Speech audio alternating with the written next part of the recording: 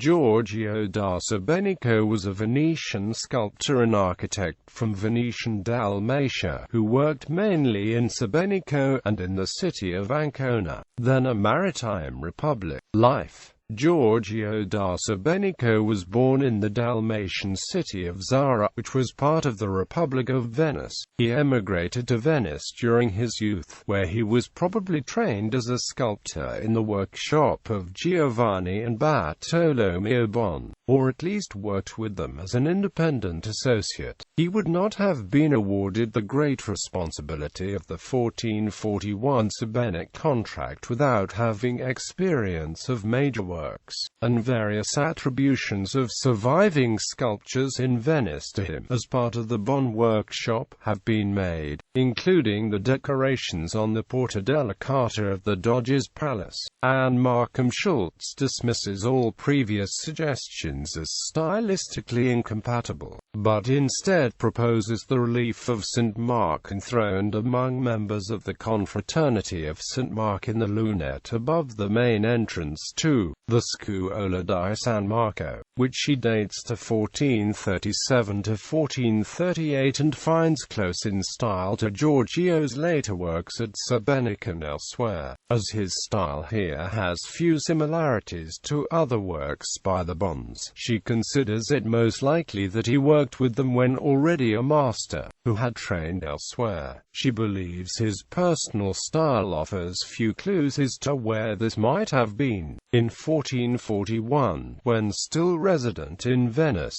Giorgio was summoned to Sebenico in order to take charge of the construction of the Cathedral of St. James. He moved by the end of August, under the condition set in the contract with the procurators of the cathedral to take up residence there for 6 years. On the 1st of September 1446 he agreed to extend his contract as chief architect for another 10 years. Giorgio was granted permission to remain in Venice for 2 months every 2 years on condition that he did no work there except on his own house. He will work on the cathedral from 1441 till 1473, although discontinuously because the work were interrupted several times for lack of funds and probably for a fire. In Venice he married Elisabetta da Monte, who brought him as her dowry some houses in Venice. After 1450 he worked in both Ancona and Sebenico, with a period in Dubrovnik between June 1464 and November 1465, mostly working on the fortifications.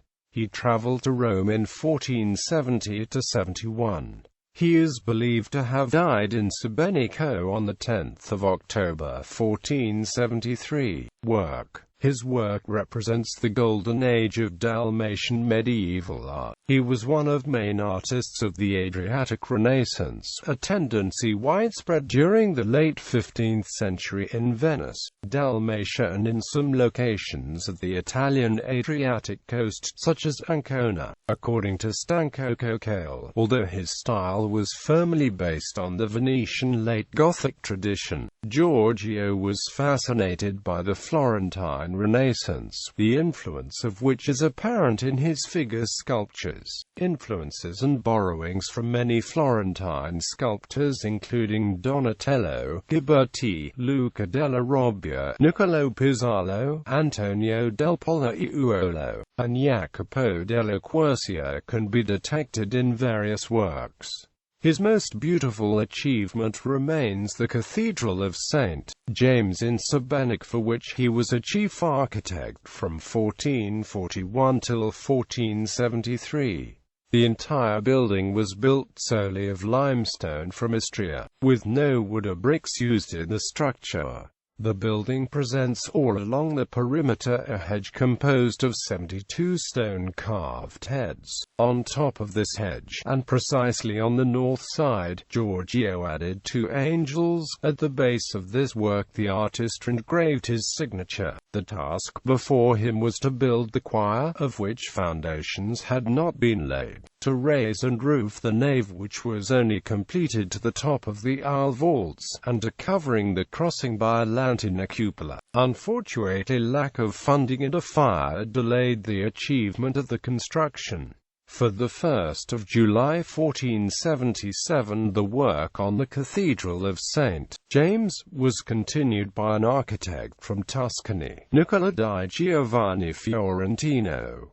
In Split he built several palaces. In 1448 he carved a stone altar in the Cathedral of St. Domnius, with a remarkable representation of the flagellation of Christ. In Dubrovnik he helped repairing the Duke's Palace and helped building the Mincetra fortress in 1464 and 1465. He also made an urban plan for Pagand, contributed to the project and construction of Pelgesac walls. He was at the same time sculptor, architect and urban planner, showing in this his belonging to the cultural climate and orientation of Renaissance. In Italy, he worked in Ancona where he built the Loggia dei Mercanti, the Portal of San Francesco al Scale and the Portal of Sant'Agostino. During his career, Renaissance style gradually replaced the Gothic, in line with the European tendency during the 15th century for Gothic to become more elaborate, sophisticated, giving birth to the late Gothic style known in Venice as Gotico Fiorito and Flamboyant in France. Name: at the feet of the two Renaissance putti by the north apse of Cathedral of St. James the artist signed in Latin, Hoc opus coverum fecit Magister Georgius Mathii Dalmaticus, and on a contract from 1441 he signed, Georgius Lapicida quondam Mathida Jadrosivus Sebenicenus. Those are only known signatures of the artist. References to the artist are most common under the name Giorgio da Sebenico and as Giorgio Orsini, particularly in Italian sources or in older English sources.